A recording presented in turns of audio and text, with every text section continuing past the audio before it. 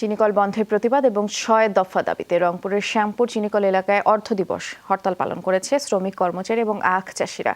এ দাবির সপক্ষে সকালে একটি বিক্ষোভ মিছিল বের করে আন্দোলনকারীরা। পুলিশ তাতে বাধা দেয় এবং হরতালে চিনিকলের পাশে রেলওয়ে স্টেশন, বাজার ও শ্যামপুরের দোকানপাট বন্ধ, তবে জরুরি প্রয়োজনের ওষুধ ও খাবারের দোকান খোলা রাখা হয়েছে। শ্রমিক ও আখ চাষিদের আহ্বানে দাবি আদায়ের কর্মসূচিতে সমর্থন দিয়েছে এলাকাবাসী ও ব্যবসায়ীরা।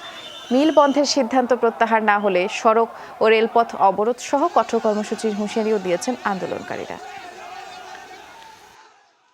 আমরা রাস্তায় নেমেছি আমাদের পেটে ভাতের জন্য। আমাদের বিবি বাচ্চা না খেয়ে মারা যাচ্ছে। হঠাৎ করে শুনি যে মিল বন্ধ, এখন এই যে চাষিগুলো কি করবে? এই গুজরাট তো বাইরে নিয়ে যাওয়ার কোনো বুদ্ধি নাই। কিন্তু আমাদেরকে প্রশাসনিকভাবে কঠোর চাপ প্রয়োগ করে আমাদের হরতাল শান্তিপূর্ণভাবে করতে দিচ্ছে না। এর মাধ্যমে মাননীয় প্রধানমন্ত্রীর দৃষ্টি আকর্ষণ করছে এবং তাকে বিশেষভাবে অনুরোধ করছে আমাদের ৬টি মিল চালু করে আমাদের সবার জন্য একটা কর্মসংস্থার জন্য আমাদের খুলে যায়।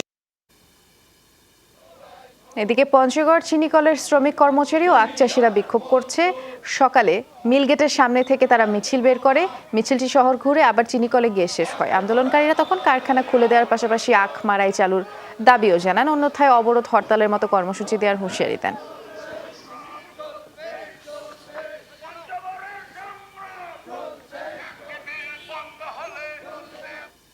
একটু রংপুর থেকে ঘুরে আসতে চাই দর্শক। শ্যামপুর চিনিকল এলাকায় আছেন সহকর্মী সরকার মাজহারুল মান্নান। দেখি মান্নানের কাছে কি খবর আছে। একটু হরতালের প্রভাব সম্পর্কেই জানতে চাচ্ছি, বিশেষ করে আঞ্চলিক যে হরতাল, তাতে মানুষের জীবনযাপনে কোনো প্রভাব পড়েছে কি? বৃষ্টি আসলে মানুষ সেটাকে প্রভাব হিসেবে নিচ্ছে না। আমরা যতটুকু এখানে এসে সকাল থেকে আমরা কভার করছি, আমরা দেখেছি যে এখানে এই শ্যামপুর চিনিকলটির আশেপাশে 3টি বাজার আছে। 3টি বাজারের লোকজন কিন্তু স্বতঃস্ফূর্তভাবে যারা ব্যবসায়ী আছেন তারা দোকানপাট বন্ধ রেখে এই হরতালের সমর্থন তারা করেছেন। সে কারণে সামান্য প্রভাব পড়লেও তারা সেটিকে প্রভাব হিসেবে সমর্থন তারা করেছেন।